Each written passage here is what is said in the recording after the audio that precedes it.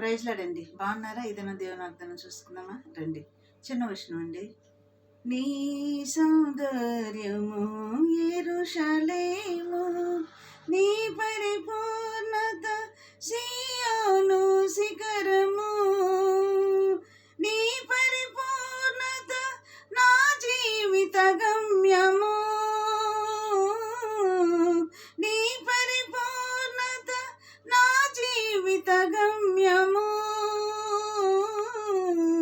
నీ పరిపూర్ణత నా జీవిత గమ్యము, నా స్తుతి పాత్రుడా నా యేసయ్యా, నా ఆరాధనకు నీవే యోగ్యుడవయ్యా, నా స్తుతి పాత్రుడా నా యేసయ్యా. ఈ దినం దేవుని వాగ్దానం చూసుకున్నామండి. మరి ఇర్మియా 31:23 చూసుకుందాం. ఇజ్రాయేల్ దేవుడును సైన్యములకు అధిపతి యెహోవా ఇలాగ సెలవిచ్చుచున్నాడు, చెరలో నుండి నేను వారిని తిరిగి రప్పించిన తర్వాత యూదా దేశములోను దాని పట్టణములోను జనులు నీతి క్షేత్రమా ప్రతిష్ఠిత పర్వతమా యెహోవా నిన్ను ఆశీర్వదించునుగాక అని ఈ దినం మనం ఇటు వాగ్దానాలు, నీతి క్షేత్రమా, పరిశుద్ధత ప్రతిష్ఠిత పర్వతమా, చూసారా?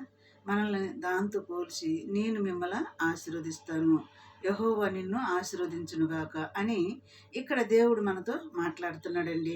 మరి ఆశీర్వదించటమే కాకుండా అలిసి ఉన్న వారి ఆశను కూడా ఆయన తృప్తిపరుస్తానని చెప్తున్నాడు. ఏ విషయంలో అలసిపోయి ఉన్నారండి?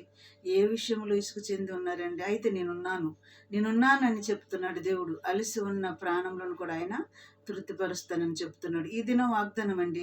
మంచి మాటలు, ప్రభు రాకడికి సిద్ధపాటు కలిగి ఉండండి. ఇట్టి మాటలను బట్టి మనం ఏం చేద్దాము? దేవుడు రాకడికి సిద్ధపాటు కలిసి ఉందాము. అలసి ఉన్న వారి ఆశను కూడా తృప్తిపరుస్తానని చెప్తున్నాడు. ఈ దినం మరి ఈ వాగ్దానాన్ని బట్టి ప్రార్థన చేద్దాం. స్తోత్రములు ప్రభు యేసయ్యా. నాయన, మా ప్రాణములకు నెమ్మదిని కలిగించే దేవుడు, మమ్మల్ని బలపరిచే దేవుడు తండ్రి. మేమందరం కూడా నీ రాకడికి సిద్ధపాటు కలిగి ఉండటానికి నీ కృప మాకు దయచేయమని యేసయ్య నామములో అడిగి వేడుకుంటున్నాను తండ్రి. ఆమేన్. God bless you.